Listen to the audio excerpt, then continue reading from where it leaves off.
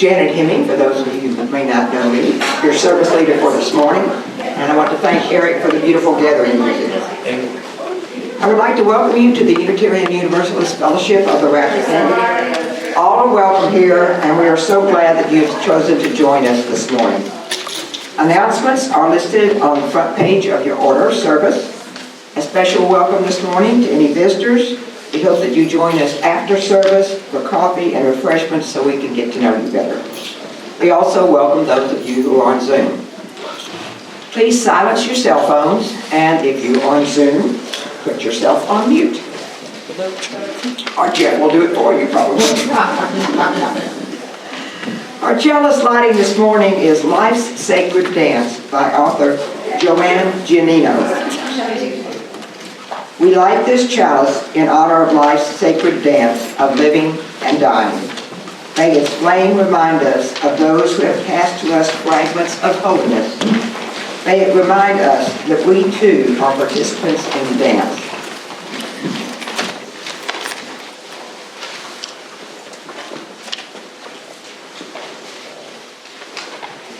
Maybe I can get this matched to life. I would like to just. Here, you can see you. Our speaker this morning will be Salkowski. Many of you already know her because she is with the Northern Myth Quakers, who meet here once a month. I'm so pleased that she's come back to speak with us again, especially with the last time she was here we had all the technical problems for the presentation. I will tell you a little bit more about Claire later. Our opening words, "Look to This Day" by Kalidasa, an ancient Indian poet.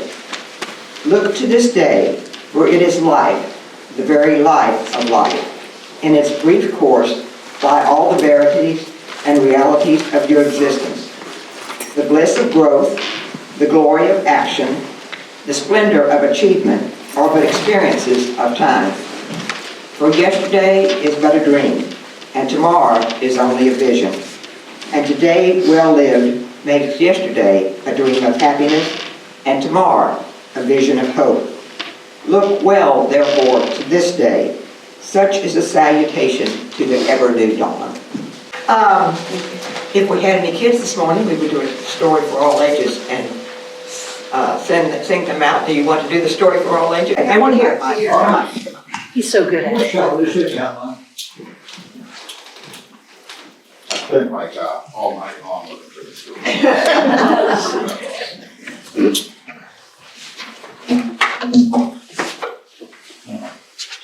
On the sheet here.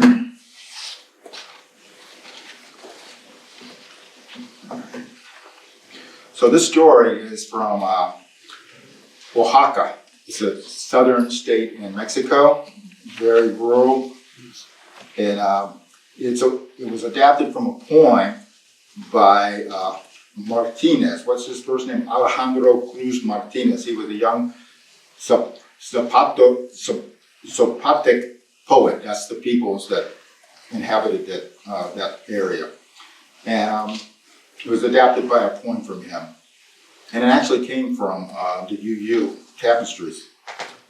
So the day Lucia Centeno arrived, everybody in the village was astonished. No one knew where she came from. Yet they all saw that she was amazingly beautiful, and she brought thousands of dancing butterflies and brightly colored flowers on her skirts. She walked softly with a quiet dignity, her long, unbraided white hair flowing behind her. A loyal iguana walked at her side. No one knew who she was, but they did know that nothing shone so brightly as Lucia Centeno. Some people said that Lucia outshone the sun. Others said that her glorious white hair seemed to block out the light. Everyone felt a little afraid of someone so wonderful, yet so strange. No one knew who she was, but the people thought, why did she come here? Some were suspicious of her. Some were afraid. And some just looked at her with wonder. The people said that when Lucia went down to bathe at the river, the river fell in love with her. It was like she enchanted it. The water rose from its bed and began to flow through her shining white hair. Fish jumped and swam, and the otters dove and slithered in and out of her long braids, her long hair. When Lucia finished bathing, she would sit by the river and comb out her hair. And as she did,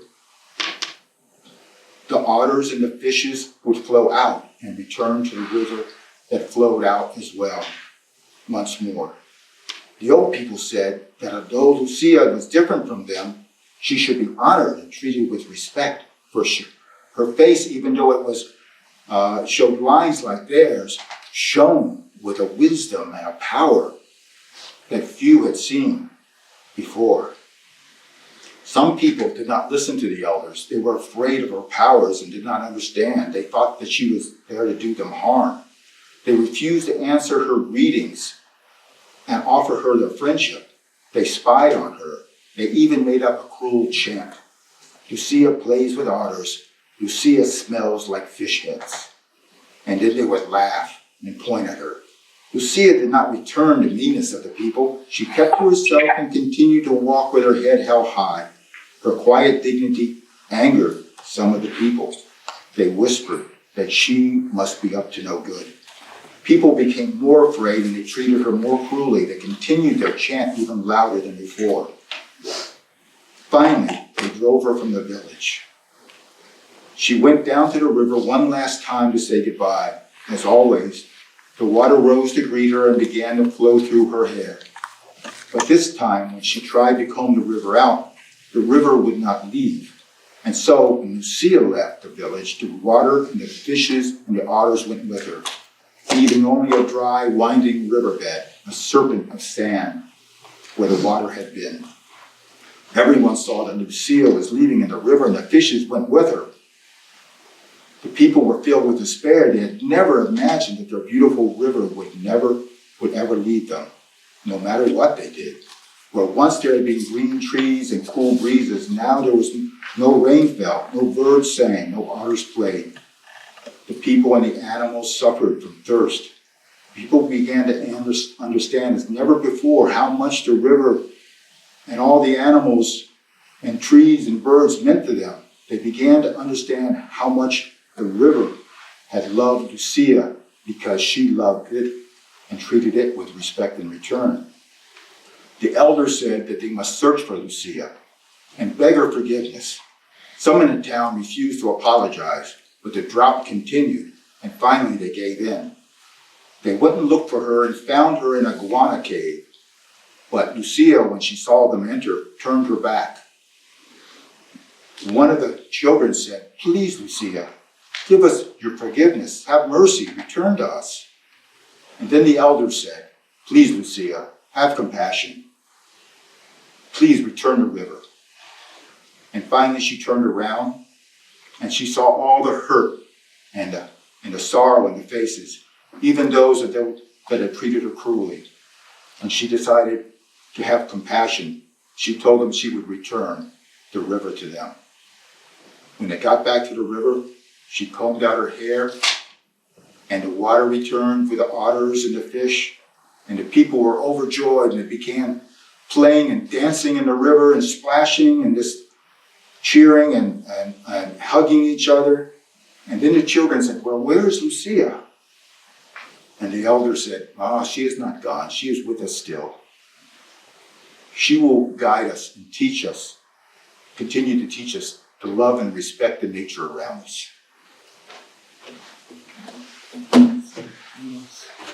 And that was written, this poet was killed because he was trying to organize the people to have a return of their water rights.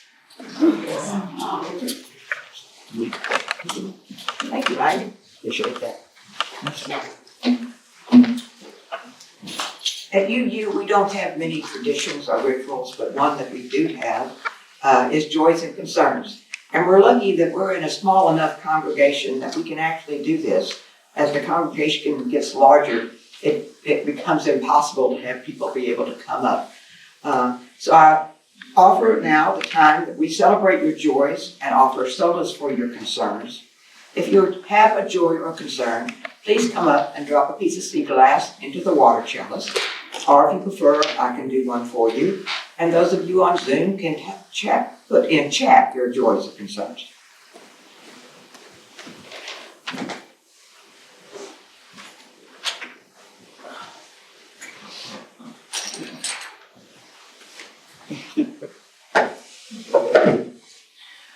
So, many of y'all don't know or may know that my bestie had a heart attack in the first week of April. And so they flew her out. She got plumbed. It was a widowmaker. She's struggling, but she's getting there. It will be a process. And that's the joy, is that she is going to continue to grow and be healthier. And so she sent this little note of thanks to folks here, and I just wanted to read it to y'all. It says, "Dear friends, thank you so very much for the outpouring of love and kindness. Thank you for the delicious meals that were sent. It was a great help. Thank you for all the prayers and the blessings. Much love, Edie." Thank you.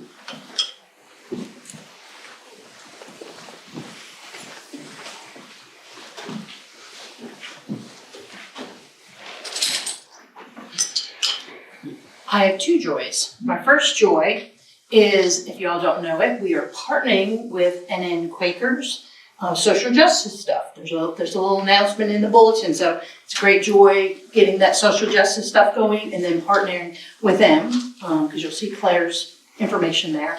The second joy I have, somebody sent me, it says, "Greetings from Zimbabwe." Just a short joy to report from here, where I have been for 2 weeks already. I returned to Richmond Airport in the afternoon of Sunday, May 12th. I am training a new farmers cooperative on leadership skills and governance and best practices for organizational capacity building. This is my usual theme when I do these farmer-to-farmer assignments in Africa. The farmers learn, and I've learned so much too. Let me add a special thank you to those who sat at the UUFR table at Unity in the Community event.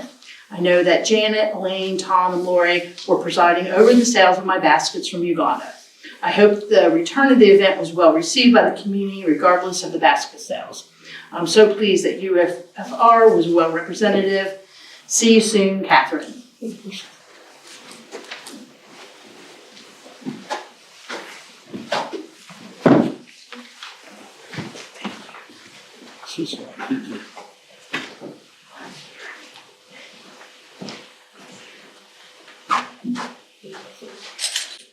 It's a very simple joy. Waking up this morning and thinking it's Sunday. I checked with the person I'm with over there. She said, "UU?" I said, "Yeah, I want to come to UU and see those people." Not religious, just personal warmth. And thank you for that.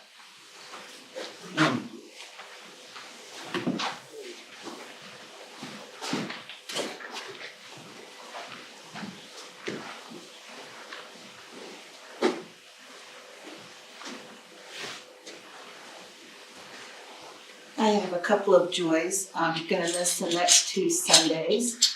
One for Mother's Day. We do brunch at my house with my son's family. And planning it yesterday, found out that the highlight of it was waffles. It's the only time my daughter-in-law has waffles because of the special way my husband makes it. And it's just, you think little things that you don't, just seem insignificant become the major part of it. So that was a joy, making me think more about little simple things. And then a joy and also a little nerve-wracking concern is that I mentioned my mother-in-law passed away in February, and we're having her celebration of life at my house on May 18th, which sounded like such a great idea back in March.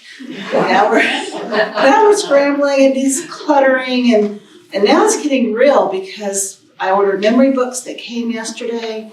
And the food orders and everything, all the last minute stuff, and making everything purple because that was her favorite color. And it's like all the little tiny details. And now I'm starting to think with the waffles, like, what is the thing that seems insignificant that's going to be the major thing that we have to do? So I might be a nervous wreck when I come back.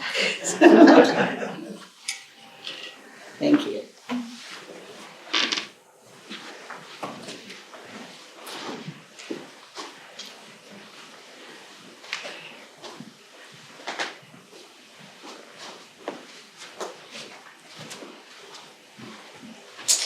I just want to follow up Edie's thank you note with the joy that, if you don't know, we now have the capacity to create a meal train. If we have somebody in who's ill, who needs help with meals, we now can do a meal train, and we know we can because we drove it for Edie. So if we don't have very many volunteers on our list yet. The way it works is we send out a call to anybody that has signed up to volunteer, explaining who is ill and what they need. If you're able to help, you can sign up. If not, you let it pass you by. But if you are interested in participating in the meal training, this was created because of Donna's leadership with Lake Pastoral Care. Let Donna or I know, and me know, and we will add you to the list. And hopefully we won't have need for one for a while, but it's in place if we need to. And I'm just so joyful for Donna's leadership for getting this started.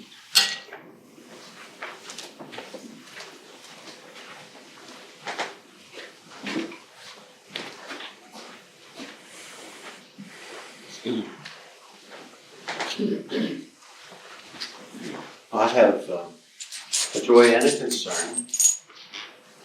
And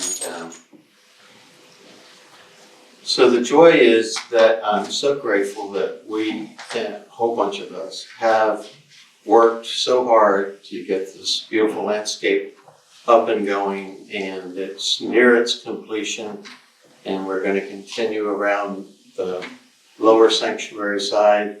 We'll finish that bed up, and it means a lot to me and a lot to all the people who have been working so hard at getting it done. And so that is my joy.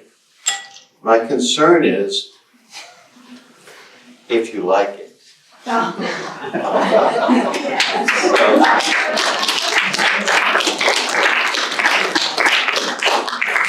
So there are some symbolisms mixed in the design. And these, I'm the only one that knows what they are. But I'd be glad to explain them at a time when we could have a session just for that. But of course, yesterday the sea glass came, and I ran over here to lay out what I think might be representational of the sea glass. It was nowhere near what you guys got, and I was a little disappointed in that. And when I ordered it, the ordering Amazon thing said, well, some of them are large, and some of them are medium, and some of them are very, very small. Well, I thought the very, very small was just too small, because you're going to be looking at it 6 feet or more away. And so my wife just told me I have my sunglasses on, which I always do. And so I ordered a medium, 2 mediums, and a large.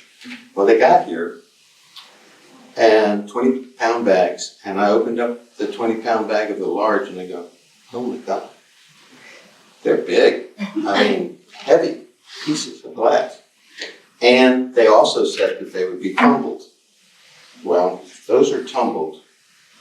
I don't know what these are, but these are really nice and smooth. You can cut yourself on those. So I was a little disappointed in all of that.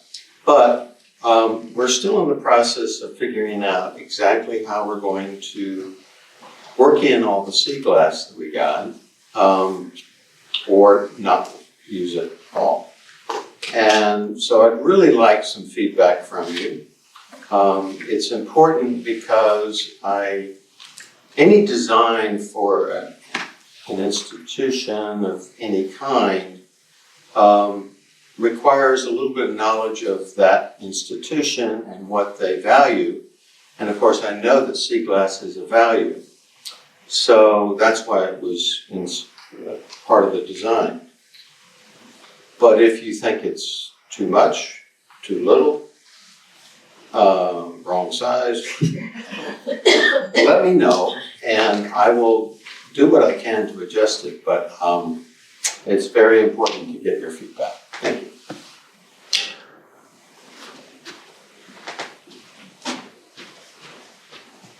For those of you who don't know, this sea glass came from the Rappahannock River. Ruth and Christy picked it up on the beach over the years. So that's where this has come from. I have a personal joy. For the last few months, I have been working with a group of people on a fashion show fundraiser for the Haven. I am so appreciative that several of you attended that show on Friday, and Diana was one of the participating shops, and Hanukkah, who's not here today, was one of the models. But we raised over $8,000. Wow. That money, mostly because our friends Teresa Wesselman and Julian Patterson provided not only the venue, but the food for it totally free. So I appreciate what they do, but I appreciate all of you who came. And now I'll put a piece of sea glass in the chalice for all those joys and concerns that are unspoken but held in our hearts. And now Claire has a reading for us.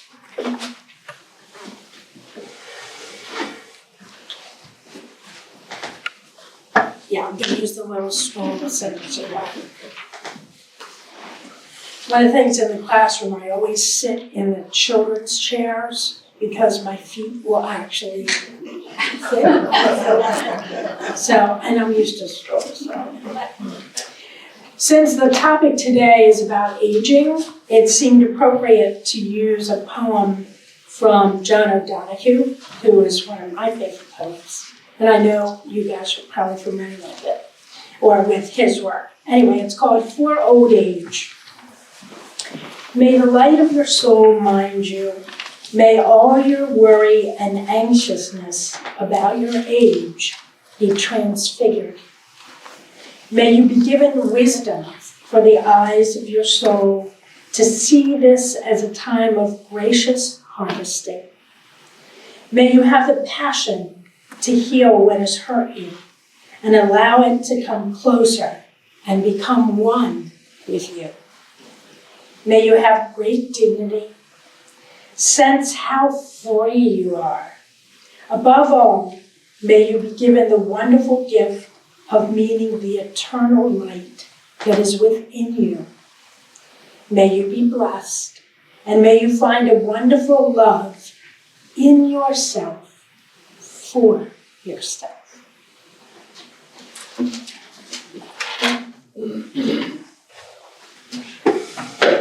Now we'll have a time of silence and reflection on what Claire has read.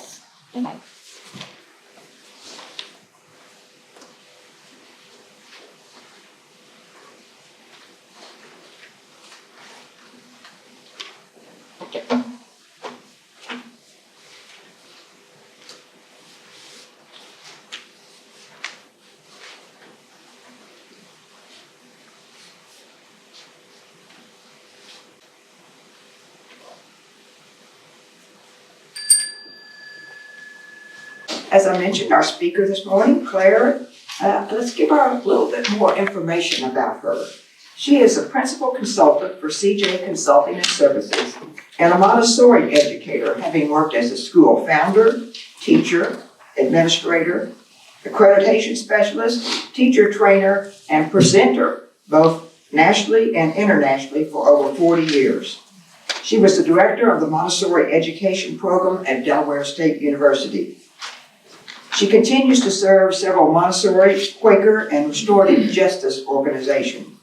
Claire's passion for peace education and conflict resolution has informed her work and writing throughout her career, and her belief in the importance of personal growth and spiritual development leads her to work with others in this next stage of life. I welcome Claire to share her thoughts on aging as a spiritual practice.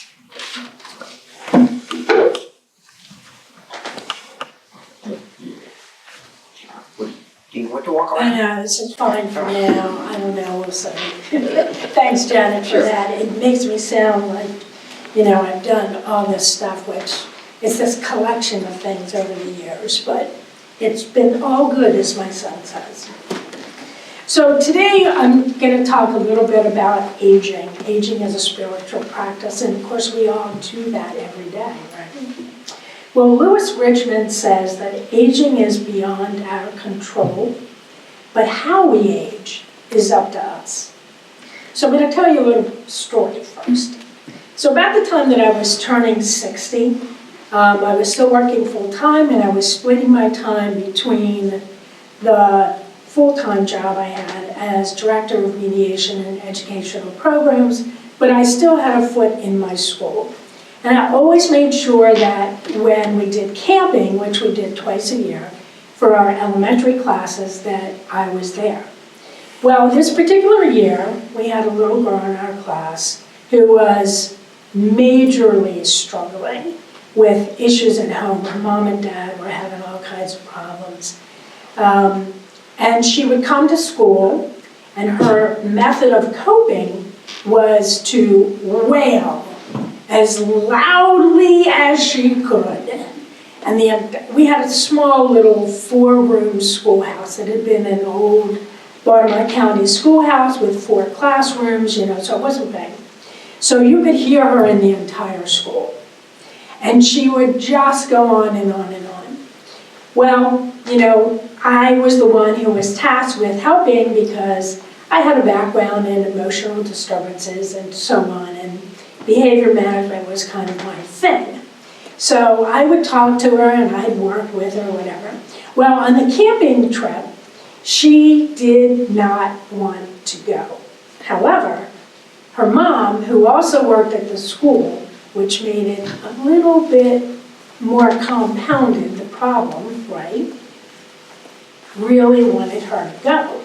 Because she had gone before and she'd really enjoyed it. And we all knew this was the best thing. She really should go on this trip. She was going to get away from mom and have a great time. We knew that. But she was having none of it. So I remember vividly, we had the way that the school building was, it had this long hallway, 2 classrooms on either side along the hallway. So we're sitting on the back steps, looking out over the yard. We have 2.5 acres there, it was lovely. She's crying and carrying on, I don't want to go, blah, blah, blah, blah. I want to stay here with my mother, and blah, blah, blah, right? So I'm doing my thing, doing my therapeutics, saying whatever I'm saying, right? And all of a sudden she says, what do you know? You're just an old woman. Dang in the heart. Because of course, I did not consider myself an old woman, I was like, wow. And it just stung me, but I laughed about it. And later, of course, I told people the story, laughing about it. But what I realized was she really hit home at my biases about aging and being old and so on. And that's something that we all have to kind of wrestle with, is what do we really believe? How biased are we? Because we live in a society that is youth-oriented, glorifies the young, and the elderly are sort of pushed aside. Right? Nondescript. You have no value, no worth. So, over the past several years, I've sort of been drawn to this topic, trying to read as much as I can, trying to learn about it, trying to understand, because it's been hard for me to transition. Eventually I left, we went to Europe, overseas, Hong Kong, and then Egypt for a while, and came back. And when we came back, I didn't work full-time anymore. So eventually, I moved down here. We sold our big house, trying to sell it. We thought we had it sold once. And so that transition has been a long, kind of drawn-out process. But I've read a lot about it, and what I have gleaned is the fact that all of these authors who talk about aging, aging well, conscious aging, etc., there are some basic themes. So I'm going to share some of that with you. First of all, there's a real paradox about aging. Aging, on the one hand, can be really fearful, anxiety-producing, getting old, being ill, all of those things. Do I have enough money to make it through my retirement years? All of those worries weigh on us in a way. But it's also a time of great awakening, a time of real empowerment, if we look at it that way, that we can actually make a huge difference in the society we live in. It's inevitable. We're all going to age. We do it every day from the minute we're born, right? So it seems a shock to some of us that we're actually old, right? You look in the mirror and you're like, oh my God, it's my mother, right? When did that happen? I vividly remember my grandmother telling me the story about how she would look in the mirror and be shocked by the reflection that came back, because that was not at all how she saw herself. And part of what these authors have talked about is that essence of us, that soul, that core being, that inner truth, however you want to name it or frame it, doesn't age. It is who we are. And the external part is what we see. And that does shock us sometimes, right? So, every world religion has talked about, though, that this is the time of life where I no longer have to be the big warrior. I no longer have to be the provider. That I have time now to really devote to my inner life, to my spiritual dimension, which maybe I didn't have as much time when I was trying to get a career going, raise a family, do the things that we do in those middle years in that stage of life. I remember, I don't know how old I was, maybe in my 30s or 40s, reading about Hinduism and how there was this major belief that that was the time where you went away and you worked on your spiritual life. And that was the major task.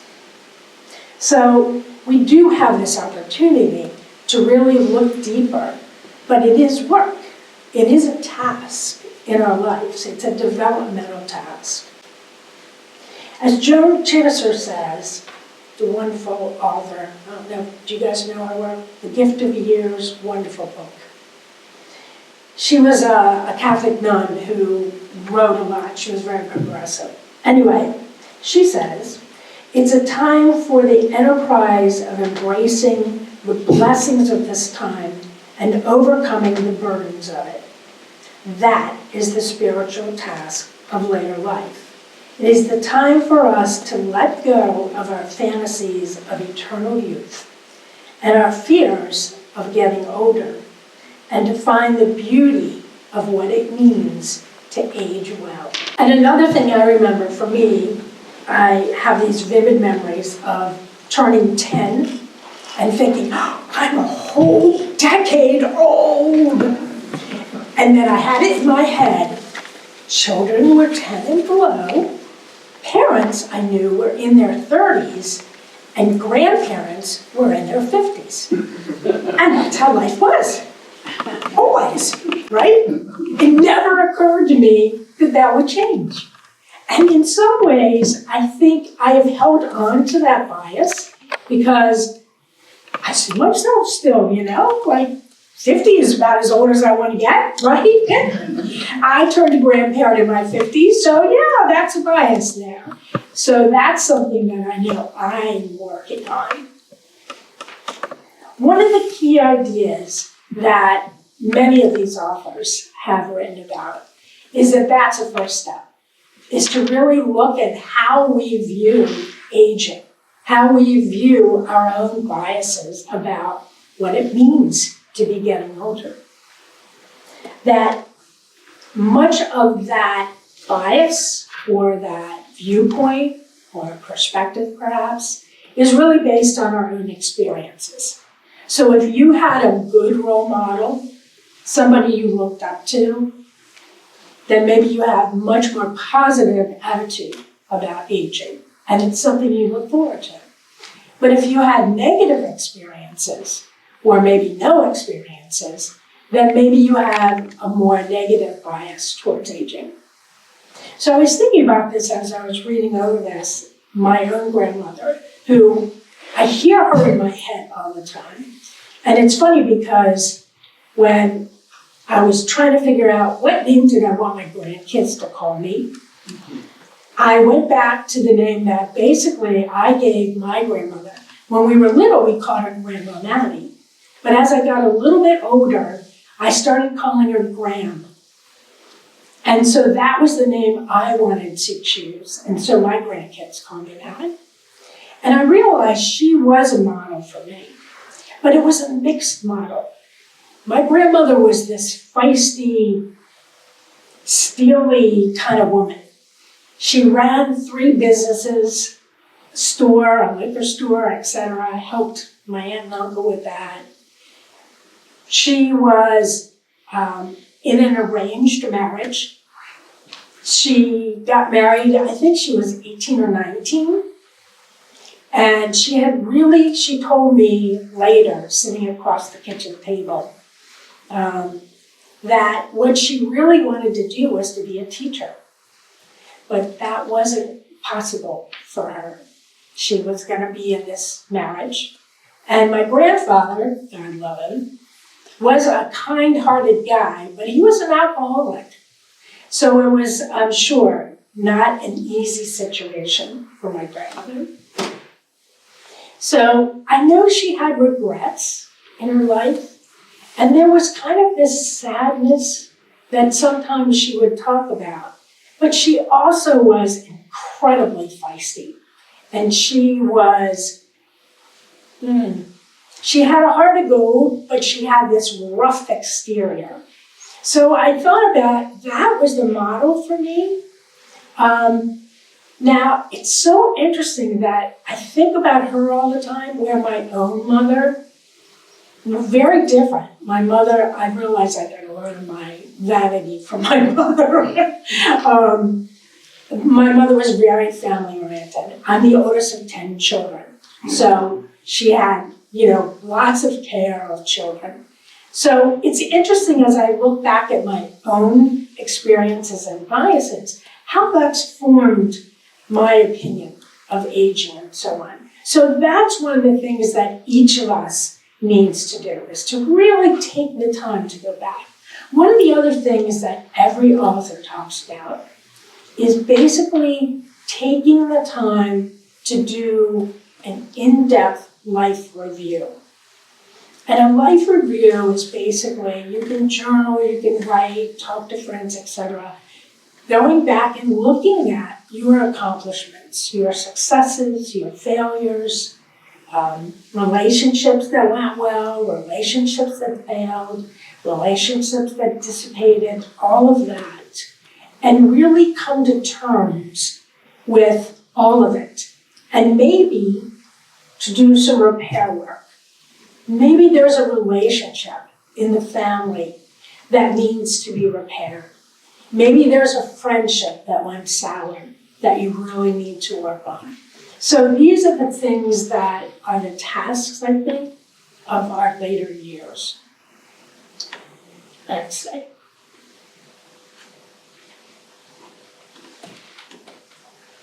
We live in, again, a society that idolizes the young, which is really unfortunate, because in other societies, other cultures, the elderly were revered.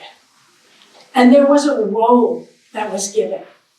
When they no longer could do the farming or whatever it was that the society was all about, there was a role to to guide the younger generation, to be the elder, to be the person that was wise, that people would come and seek answers to questions.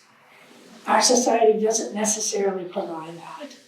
So we have to create that ourselves. And there are, in more recent years, groups and institutions that have tried to create societies or whatever to allow the elderly to find a way to focus their wisdom, their experiences, and their gifts. And I'm going to tell you some of them. There's one called Saging International. Don't know if you've heard of that. Elders Action Network and the Center for Conscious Eldering.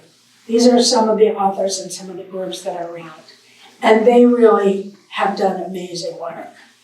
So one of the things, the benefits of being at this stage of life is that we can take our experiences, take our knowledge and our wisdom, and do something maybe that we always wanted to do but couldn't do before because I had a full-time job, I had to work every day.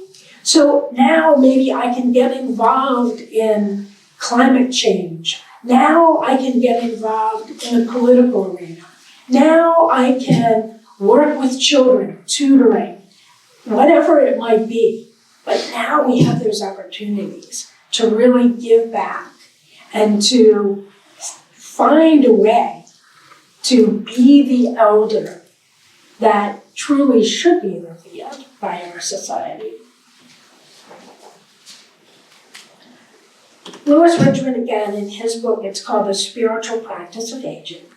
He says how each of us ages as individual, of course, and yet there are recognizable stages and emotions, for sure, on that journey of aging. So I love this. The first thing he says, he talks about lightning strikes. It's that first moment when you go, oh my God, there's gray hair, right? Or, oh, I didn't see those wrinkles before, where did that come from? Or it could be that your parents, have gotten sick and now the roles are reversed. And now you are the caretaker, where before, of course, you were the child. And so there's a major shift in thinking. And that may go on for some time. Or it could be, as he talks about, he was way young and was diagnosed with cancer and thought that he was going to die. And so all these emotions came tumbling about the finite nature of life and so on. So it's going to be very individual. But it's that idea of when you first become aware that, oh my God, I'm not 25 anymore, right? Because when you're 25, and Thomas More talks about this, he also talks about stages of aging in his book, Ageless Soul. You don't think about getting older. You can't envision yourself, right? I know I couldn't. Now, all of a sudden, it's right there in your face. And you recognize it, that, oh yeah, I'm getting older. The next stage is really sort of coming to terms with that. And often what happens is we begin to compare kind of this new me, the getting older me, maybe the role reversal, taking care of parents me, with what was. And there's this comparison that goes on for a period of time until we start to rest in that adaptation phase where we recognize this is the new me. I can't do what I used to do. I can't go out on those camping trips and lay on the ground and not have aching limbs the next day, right? I can't push myself and live on 3 or 4 hours of sleep getting ready for some presentation. I can't keep that up. And there's this real recognition and acceptance in that. And then finally, at the very end, according to Lewis anyway, there is a real coming to terms, adapting, appreciating the life you've lived And he talks in his book about a woman, he did interviews for this book. So he went and talked to this woman who was 105 years old. And he said to her, well, how does it feel to be 105? And she looked at him like, you gotta be kidding me. You actually said that, right? But she had been this amazing woman who had all of a sudden at 90 or something started weaving, and she had these incredible, beautiful tapestries and things all around her and so on. Anyway, bottom line is she looked at him at the end and she said, this is my life. This is all I have. And there was this recognition later at the end of the book. He talks about he had gotten a letter from her. She had passed away, and she had asked him to do the memoriam because she felt like he had gotten it. He had seen her and seen the way she loved life, the way she embraced it every day to the very end. And that's, I believe, what best aging is. It's embracing each day, appreciating it, all of those things that in a way we all kind of know that, but it's good to be reminded. So, let me see what else I wanted to tell you.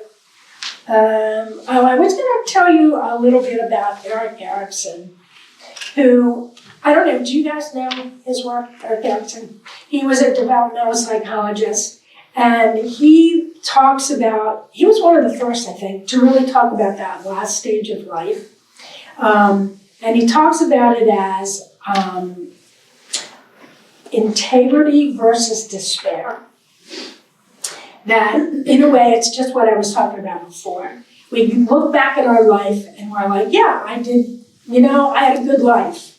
I did these things, I did those things, I made my mistakes, but, et cetera, et cetera.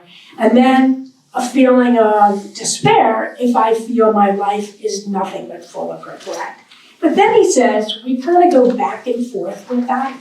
And the trick is to balance that, because who doesn't have regrets? I mean, really, is there anybody that doesn't have some regrets? If so, I haven't met them.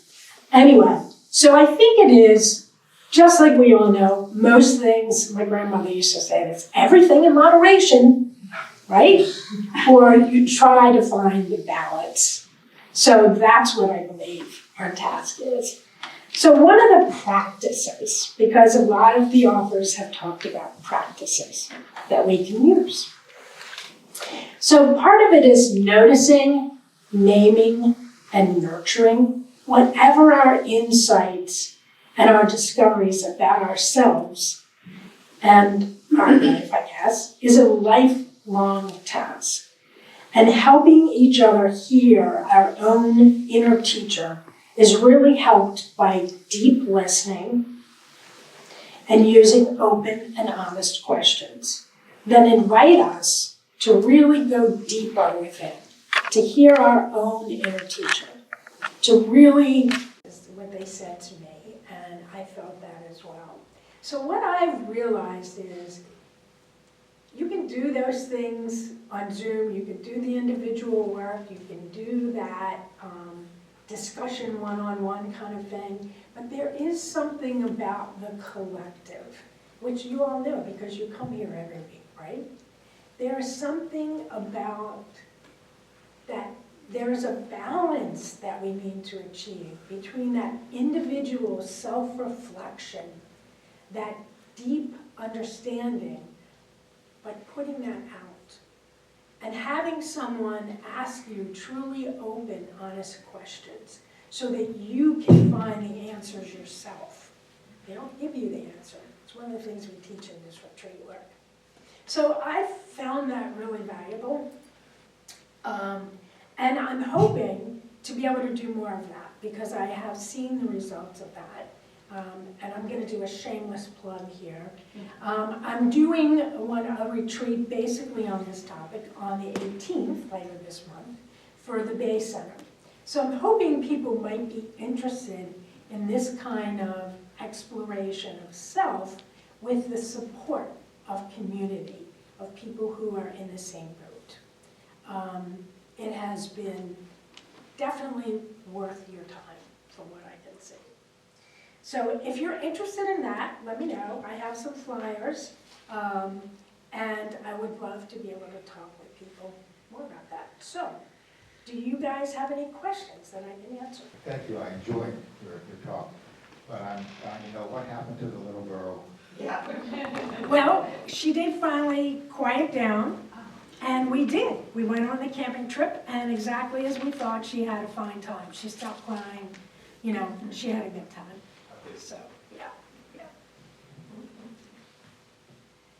As I was sitting here listening, the crazy places your mind goes, I went back to Morning Joe and Mika and her know your value and, 50 over 50. Wouldn't it be lovely if there were 70 over 70 and 80 over 80? Because I think there's some remarkable stories, even in this room, of people that we're all struggling with our spirituality, whatever that means to us. But I think there are a lot of people in this room that are doing some remarkable things. Yes, no doubt. When you said 25, I had to laugh. My kids were very small. And I would never have guessed that I'm doing, and as active as I am now. My parents died, both younger than I am today. And they had illnesses that slowed them way, way down. I'm running as fast as I can from that. I really am. But I am grateful that I am able to. When I got ripped from my job shortly before retirement, I was already doing things with my dogs, competing and training, still doing that. I run agility with my dogs, and I'm going to be 79 in a couple months. I am so grateful for that. So, but again, I really still am running from, and I accept that. You mentioned about that moment when you realized that you're getting old. I have a little amusing story on when I kind of realized that. Back in 1970, Elaine and I were coming back from Monterey, California to the East Coast, and we stopped in a little town of Tucumcari, New Mexico.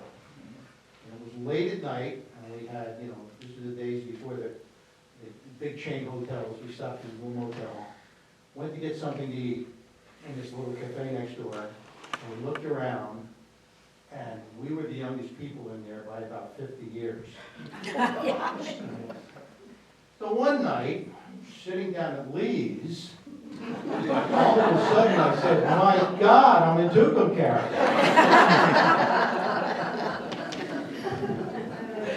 We all have that moment. Oh, yeah. I think the biggest advantage to getting older is a mind shift that we can enjoy life more. So when I was younger, I went to college and had to learn things because I wanted to have a career that college education would give me. Now I learn things because it interests me. You hear, oh, maybe I should do that so I look good to the boss, and I really don't want to do this project or join this charity or whatever. Now I do things, and I'm better at it because it's stuff that I want to do for me, not because I should or because it's going to help me somewhere along the line. So I think that's the biggest advantage to getting older, is becoming your own true self. Absolutely, absolutely.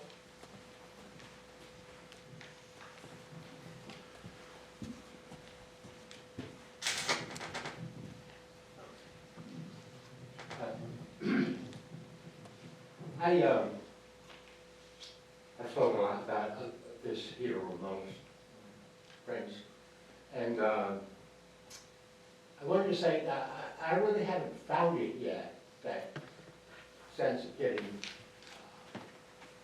I don't know, comfortable with being older. And I guess y'all have heard this too, is that I've never had there were so many things happening, and everybody knows that the possibility of a world-ending war, the possibility of getting sent to a war, and all that, I just never planned on. I thought, I'm never gonna reach 60. One of the things is, that really has stuck me was, I was planning on really being active as an older person, but then my back had given out on me, and now, that really has put the stoppers on thinking about that. And, but I'm still working. I'm still working at it. And I thank you for what you brought to us here. Thanks. Thanks for sharing. Okay. Claire, thank you so much for sharing obviously a topic that we all have an interest in.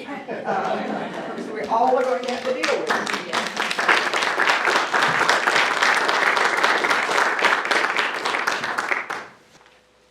I extinguish the chalice with Taking the Light with Us by Heather Christensen.